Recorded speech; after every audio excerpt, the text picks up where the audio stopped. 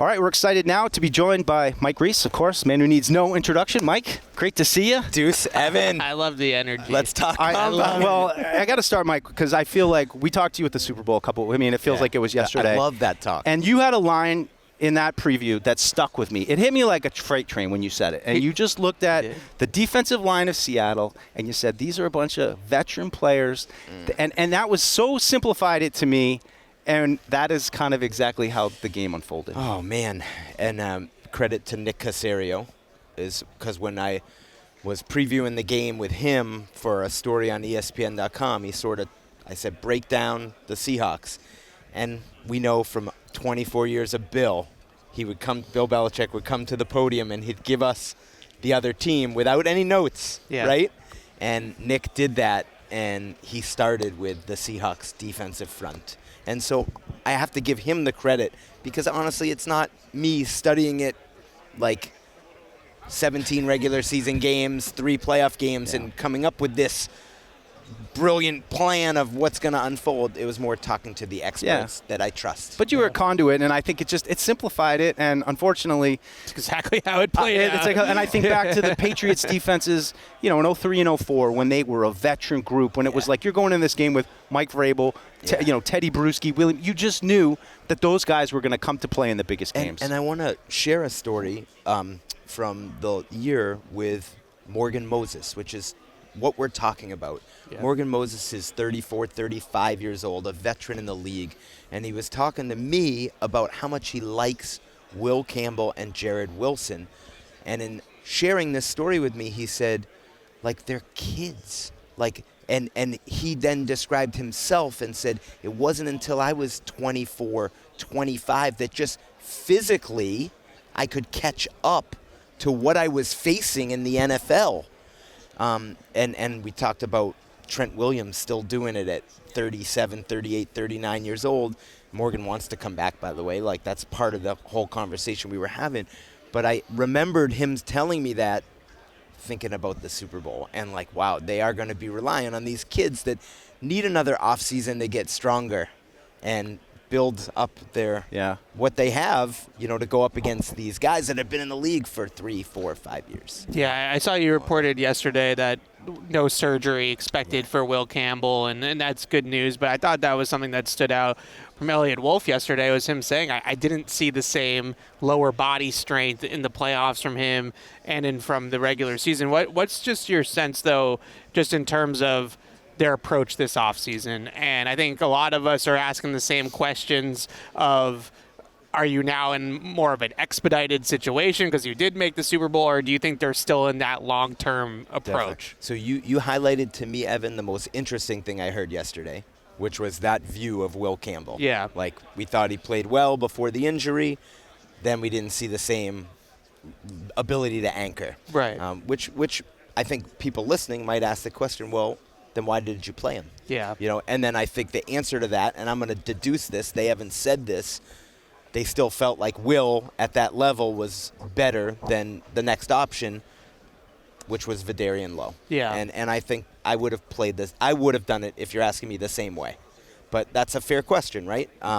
In terms of the approach, I believe it comes down to the money. I always believe it comes down to the money. I think Christian Gonzalez being eligible for an extension is everything. That's where it should start. I think Drake being eligible next year at this time has got to be in your long-range view. So I don't expect them to come out and spend a big deal unless it's just a perfect scenario. Yeah. For example, the Raiders say, you know what, this Max Crosby, you can have him for minimal compensation, and then you can assume that contract. You know what I mean? So I don't know if I answered the question. Yeah, no, you did. But I just, in terms of just how you feel about it too, do you think that they should take that approach? Because I think that a lot of fans hear that and are going to be a little bit disappointed that they're not going to just now go for it, right? You're one win away from the Super Bowl last year, but I actually kind of see it and say, I actually think that that's probably the smart thing to do, because you really kind of have to treat it like you almost had a nice season, like a 9-win, 10-win season. But the way that it broke for them, it probably was the reason why they got as far as they did. Yes. And I think you have to be kind of realistic about that at the same time. Would you agree with that? 100%. It's being honest with, are you a Super Bowl team? Right. Like they were this year, based on AFC being down a little bit. Give them credit too. They learn how to win games. Like I don't think that should be dismissed. I don't love when people say, "Oh, fool's gold," for lack of a better term. Like that's BS to me. Like that's not fool's gold. It's hard to win. It's hard to go 9-0 on the road.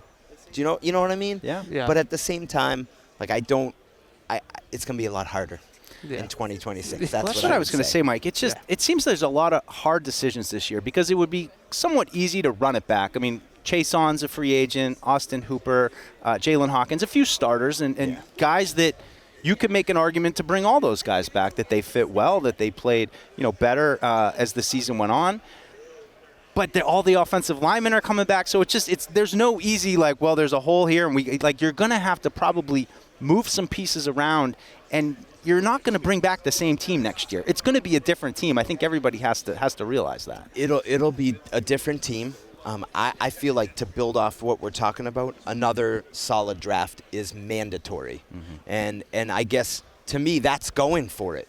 Yeah. It's like having another solid draft. And I know that's not sexy, but as we're sitting here, I want to use an example from 21, 22 years ago. Like, go find the first-round pick that you made in 2005 at pick 32. Go find that player this year.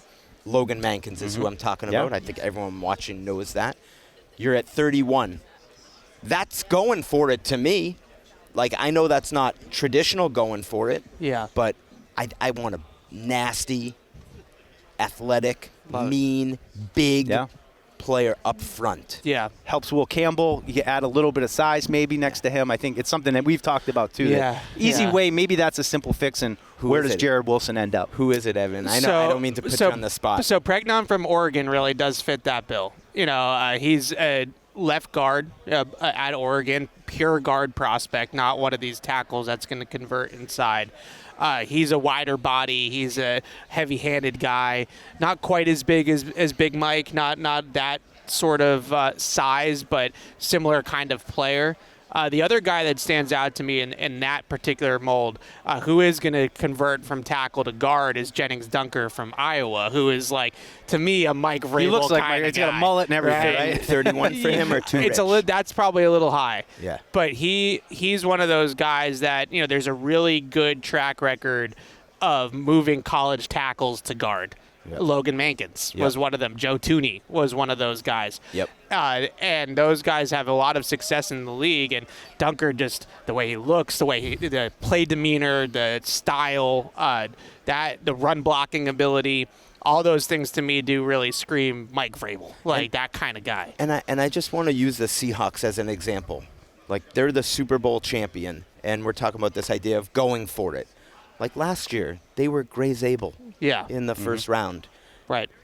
I mean, is that not going for it? I mean, do you know what I mean? Yeah. So I just sort of, for me, I like to reframe. Another guy that played tackle in college, by the way. Yeah. Gray Zabel and moved inside. You mentioned Christian Gonzalez. Yes. Where are you at in terms of that negotiation extension? Elliot Wolf yesterday, I felt like kind of was like, we'll get to it. It wasn't like something that we're going to do this week sort of deal. Yeah, so I have a theory. I watched that interview with you and Matt. Yeah. And I thought it was excellent. Oh, thank you. And I wanted to be not prepared. that excellent, though. Maybe. Yeah, we missed the champ here. I wanted to be prepared coming here.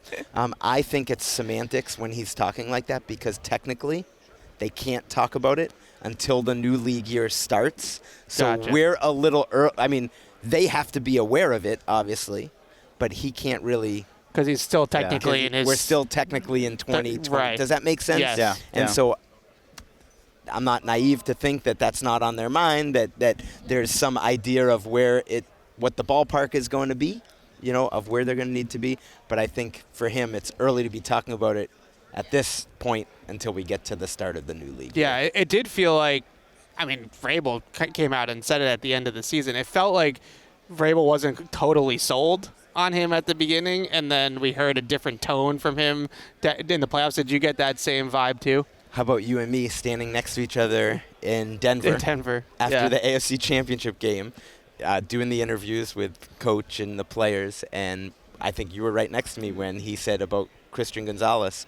Said maybe after the Baltimore game, December 21st, if I have the date right off the top of my head, that he noticed a different player, a different approach, or however he had said it. And my whole view on this is we don't need to overcomplicate it. This regime has, to this point, proven to us, if you have an elite player, like there's not really a question of, like, we want to keep them. And so I feel like until they show us otherwise, like, I'm not really questioning where this is going to go. Yeah. Like, I think it's going to happen. I got one more for you, Mike. We talk about the needs for the Patriots, and it seems like everyone's like, well, they need a number one, and we got Stephon Diggs last year. He had a really good year, tapered off towards the end, admittedly.